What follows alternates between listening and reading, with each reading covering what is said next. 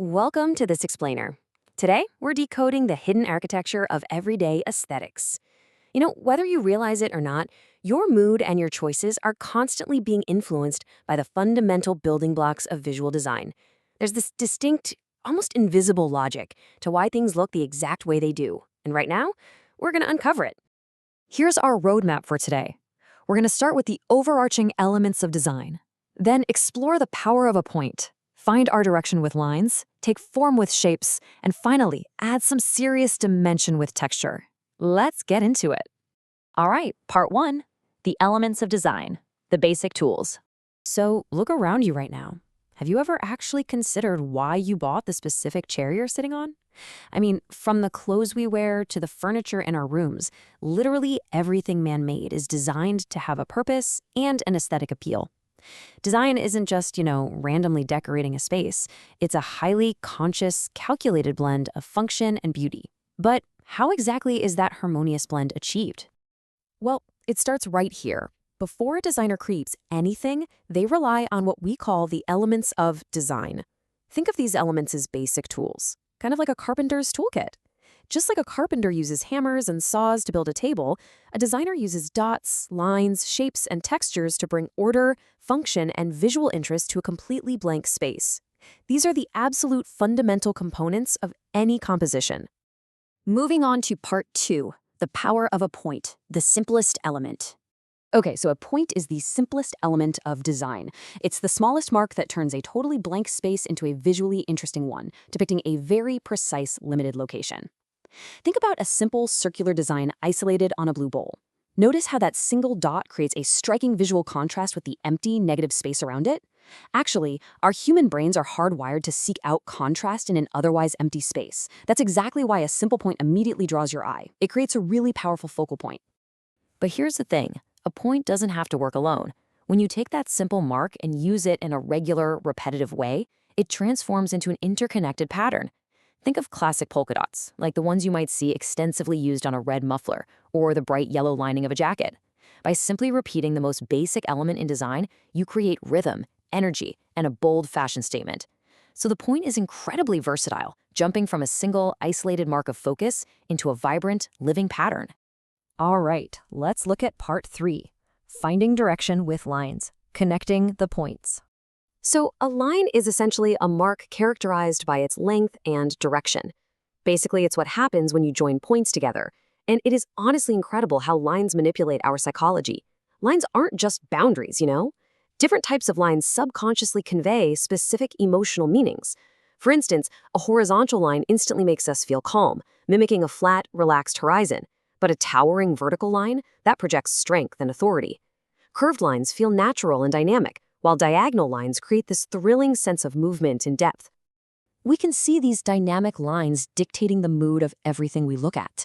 Notice how we subconsciously borrow the soothing, organic, sweeping veins naturally occurring in nature, like the ones on a broad green leaf, and re-engineer them into the meticulous, energetic tension of human fashion, like the crisp geometric stripes woven into a sari.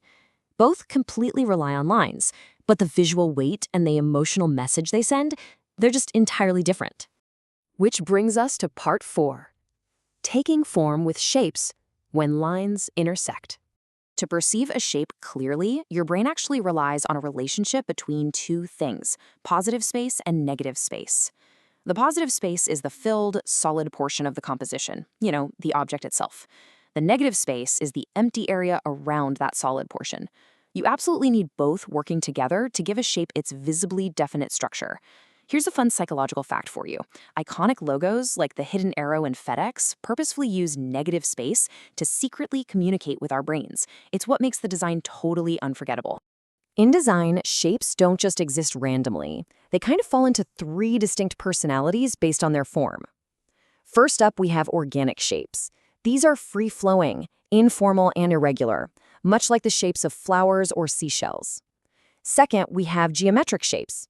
These are rigid, regular, and incredibly precise. Think squares or triangles. And third, we have abstract shapes. So, what happens when a designer wants to break the rules? Well, they create an abstract shape. When a geometric or an organic shape is purposefully modified, it becomes something entirely new. Just picture the wild, distorted pattern you might see on a colorful woven Diri rug.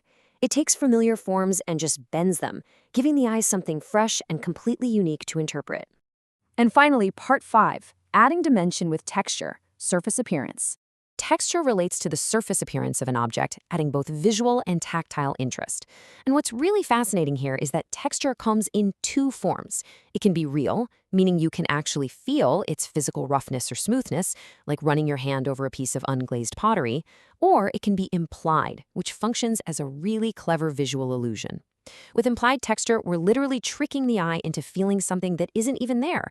It's like a realistic sketch or a painting on a flat piece of paper that just looks rough or fluffy. Nature provides this endless library of real textures for us to study.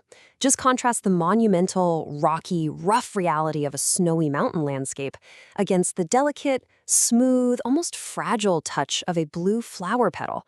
Both surfaces evoke entirely different tactile expectations just by looking at them, right? Designers harness these everyday observations from nature and bring them directly into our homes and wardrobes. By manipulating fabrics with pleats or applying specific glazes to ceramics, they can mimic real-world tactile interest. Take geometric hexagonal tiles, for example. Through careful design, they can exhibit visually distinct textures. Some look perfectly smooth, some look porous, and some even look rusted.